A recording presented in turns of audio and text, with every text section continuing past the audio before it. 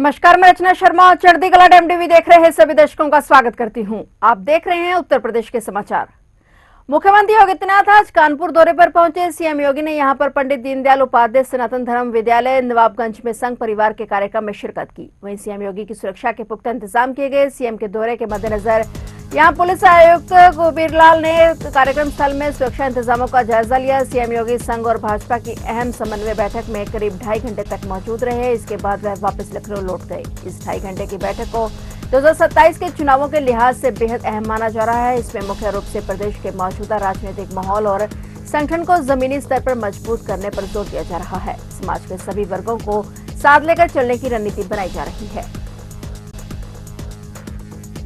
उत्तर प्रदेश में चुनाव नियमों की अनदेखी करने वाले 6 प्रत्याशियों को भारत निर्वाचन आयोग ने बड़ा झटका दिया है। 2022 के विधानसभा चुनाव में चुनावी खर्च का ब्यौरा जमा न करने पर आयोग ने इन सभी को अगले 3 साल के लिए अयोग्य घोषित कर दिया है। अब ये प्रत्याशी लोकसभा, विधानसभा या निकाय के किसी भी चुनाव में हिस्सा नहीं ले सकेंगे। मुख्य निर्वाचन अधिकारी नवदीप रिणवा के मुताबिक लोक प्रतिनिधित्व अधिनियम 1951 की धारा 78 के तहत हर प्रत्याशी को चुनाव परिणाम आने के 30 दिनों के भीतर अपने खर्च का पूरा हिसाब जिला निर्वाचन अधिकारी को देना होता है। इन प्रत्याशियों ने ना तो समय पर हिसाब दिया और न ही आयोग के नोटिस का कोई संतोषजनक जवाब दिया। आयोग की गाज मुख्य रूप से बदायूं, संभल और लखनऊ के प्रत्याशियों पर गिरी है। ये सभी प्रत्याशी निर्दलीय या छोटे दलों से चुनाव मैदान में उतरे थे। निर्वाचन आयोग की इस कार्रवाई का मकसद चुनावी प्रक्रिया में पारदर्शिता लाना और काले धन का इस्तेमाल पर रोक लगाना है। आयोग ने स्पष्ट कर दिया है कि चुनाव लड़ना सिर्फ अधिकार नहीं बल्कि नियमों का पालन करना जिम्मेदारी भी है। जो भी प्रत्याशी खर्च का ब्यौरा छिपाएगा उसे भविष्य में ऐसी ही कड़ी कार्रवाई का सामना करना पड़ेगा।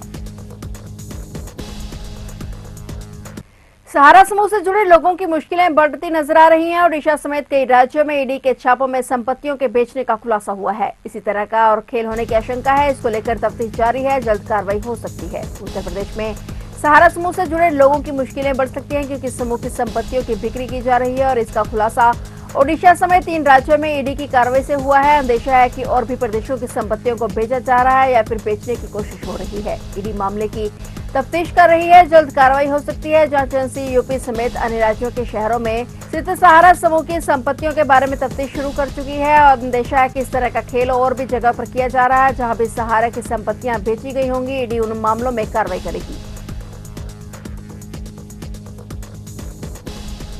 बसपा ने अपनी चुनावी तैयारियां शुरू कर दी हैं। पार्टी ने 15 मार्च को लखनऊ चलो का नारा दिया है और इस रैली में कुछ प्रत्याशियों को भी घोषणा होगी। 15 मार्च को बड़ी रैली की तैयारियां हैं। बसपा के संस्थापक काशीराम की 15 मार्च को 92वीं जयंती के अवसर पर राजधानी में पार्टी कार्यकर्ताओं और समर्थकों का जमावड़ा होगा। बसपा ने काशीराम जयंती को धूमधाम से मनाने के लिए लखनऊ चलो का आह्वान किया है। इस अवसर पर लखनऊ और नोएडा में विशेष आयोजन होगा। राजधानी में यह आयोजन पुरानी जेल रोड स्थित काशीराम स्मारक स्थल पर होगा और पार्टी काशीराम जयंती पर होने वाले कार्यक्रमों की रूपरेखा को अंतिम रूप दे रही है। राजधानी में होने वाले कार्यक्रम में 12 मंडलों के कार्यकर्ता और समर्थक आएंगे जबकि नोएडा में 6 मंडल के लोग हिस्सा लेंगे। बसपा सुप्रीमो मायावती राजधानी में होने वाले कार्यक्रम को संबोधित भी कर सकती हैं। हालांकि अभी इस बाबत अंतिम फैसला नहीं लिया गया है। वहीं दूसरी ओर पार्टी के केंद्रीय संयोजक आकाश आनंद भी 15 मार्च को राजस्थान के भरतपुर में विशाल रैली को संबोधित करेंगे। ईरान और इजरायल के बीच युद्ध की खबरों ने आम आदमी की धड़कनें बढ़ा दी हैं। आलम यह है कि पेट्रोल पंपों पर अचानक से बहुत ज्यादा भीड़ दिख रही है। लोग अपनी गाड़ियों की टंकियां फुल कराने के साथ साथ ड्रम, कैन और प्लास्टिक की बोतलों में तेल भरकर लेकर जा रहे हैं। सोशल मीडिया पर पिछले 2 दिनों से एक मैसेज तेजी से वायरल हो रहा है कि इजरायल ईरान युद्ध के कारण भारत में कच्चे तेल की सप्लाई रुकने वाली है और इसे एक अफवाह ने देखते देखते आग पकड़ ली। लखीमपुर खीरी, बाराबंकी और आसपास के जिलों में लोग इस डर से पंपों पर टूट पड़े कि कहीं कल को पेट्रोल डीजल मिलना बंद ना हो जाए या इसकी कीमतें आसमान ना छूने लगे। सबसे ज्यादा असर ग्रामीण इलाकों में देखा जा रहा है। किसानों का कहना है कि अभी खेती का सीजन चल रहा है, अगर डीजल खत्म हो गया तो उनकी फसल बर्बाद हो जाएगी। इसमें कई जगह जाम की स्थिति बन गई है और बढ़ती भीड़ और अफरा तफरी को देखते हुए जिला प्रशासन ने मोर्चा संभाल लिया है। प्रशासन ने प्रेस नोट जारी करके कहा कि प्रदेश में तेल की कोई कमी नहीं है और सप्लाई चेन पूरी तरह से सुरक्षित है। प्रशासन ने सख्त लहजे में कहा है कि सोशल मीडिया पर युद्ध के नाम पर भ्रम फैलाने वालों को बख्शा नहीं जाएगा, उनके खिलाफ कानूनी कार्रवाई की जाएगी। यूपी के बिजनौर से दिल दहला देने वाला मामला सामने आया है। यहां पर हॉस्पिटल में घुसकर एक डॉक्टर पर चाकू से वार किया गया और फिर उसके सीने में गोली मारकर उसे मौत के घाट उतार दिया गया। इस वारदात को अंजाम देने के बाद आरोपी वहां से फरार हो गया। जानकारी मिलते ही पुलिस मौके पर पहुंचे, जांच पड़ताल शुरू की गई। जानकारी के मुताबिक डॉक्टर राजकुमार 45 वर्षीय नगीना धामपुर मार्ग पर चिल्ड्रन हॉस्पिटल चलाते थे और वह गाजियाबाद के रहने वाले थे। करीब 2 साल से प्रैक्टिस कर रहे थे। बताया जा रहा है कि उनके क्लिनिक पर एक युवक आया और डॉक्टर राजकुमार के सीने में गोली मारकर फरार हो गया। गोली लगने से वह बुरी तरह से घायल हो गए, जिसके बाद उन्हें सरकारी अस्पताल में भर्ती कराया गया, लेकिन यहां पर उनकी मौत हो गई। पुलिस मौके पर पहुंची और जांच शुरू कर दी गई। वारदात के बाद आरोपी फरार हो गया और पुलिस ने मामला दर्ज कर लिया है। जांच में जुट गई है। पुलिस का कहना है कि जल्द ही आरोपी को पकड़ लिया जाएगा और हत्याकांड की वजह भी पुलिस तफ्तीश कर रही है।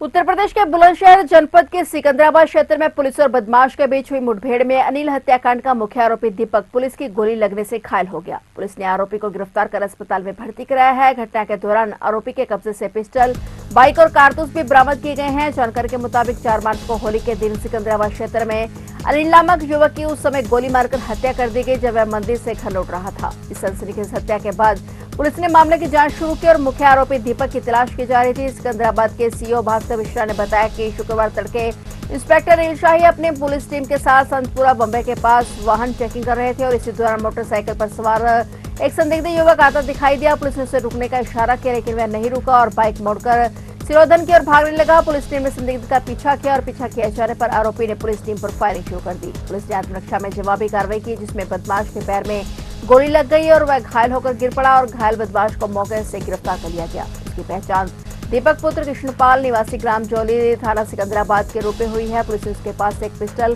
कारतूस और मोटरसाइकिल बरामद किया है। पुलिस अधिकारियों के अनुसार आरोपी से पूछताछ की जा रही है। 6 मार्च की सुबह थाना सिकंदराबाद पुलिस द्वारा संतपुरा चौकी के पास चेकिंग की जा रही थी। दौरान चेकिंग एक संदिग्ध बाइक को जब रुकने का इशारा किया गया तो वो बाइक जो है वो भागने लगी। पुलिस ने उसका पीछा किया तो रिटौली मोड़ के पास ये बाइक अनियंत्रित होकर गिर पड़ी। पुलिस से अपने आप को गिरता हुआ देख ये जो बदमाश इस पे बैठा था, इसने जान से मारने की नियत से पुलिस पार्टी के ऊपर फायर कर दिया। आत्मरक्षात्मक कार्रवाई में इस व्यक्ति के पैर में गोली लगी है। इसकी पहचान दीपक पुत्र कृष्णपाल के रूप में हुई है तथा ये जौली का रहने वाला है। इसके पास से ये जो मोटरसाइकिल है ये चोरी की है। इसके साथ साथ एक अवैध पिस्टल तथा एक जिंदा कारतूस तथा एक खोखा कारतूस भी इसके पास से बरामद हुआ है। पूछताछ में इसने ये बताया है कि अभी जो जौली के रहने वाले अनिल की जो हत्या हुई थी वो इसके द्वारा ही अपने साथियों के साथ मिलकर की गई थी। इस व्यक्ति को पुलिस अभिरक्षा में भेज दिया गया है, न्यायिक अभिरक्षा में भेजने के लिए तथा प्राथमिक उपचार के लिए इसको प्राथमिक स्वास्थ्य केंद्र भेजा गया है।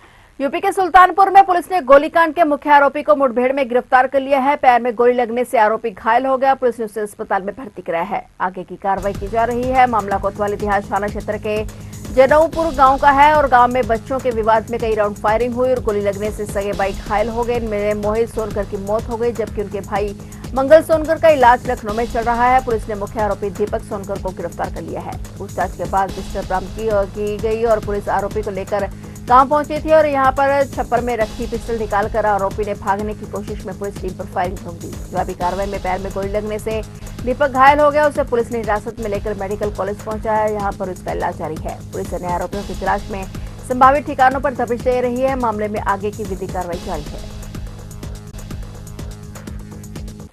सहारनपुर में दर्दनाक हादसा हो गया। यहां पिकअप और ट्रक की जोरदार टक्कर हो गई और हादसे में ड्राइवर की मौत हो गई, जबकि 2 व्यक्ति घायल हो गए। हादसे में मेरठ निवासी युवक सद्दाम की मौत हो गई और 2 गंभीर हालत में अस्पताल में भर्ती कराए गए हैं। दोनों घायल मेरठ के लखीमपुरा के निवासी हैं और वहीं सूचना मिलते ही पुलिस मौके पर पहुंची। इस दौरान पुलिस को व्यापारियों के कब्जे से 20,55,000 रुपए मिले हैं। पुलिस ने रकम को कब्जे में लेकर जांच शुरू कर दी है। पूरी घटना थाना तितुर क्षेत्र की है और पुलिस जांच में जुटी हुई है। तो आप देख रहे थे उत्तर प्रदेश के समाचार और नए समाचारों के साथ फिर से हाजिर होंगे। तब तक के लिए देखते रहिए चढ़ती कला टाइम टीवी।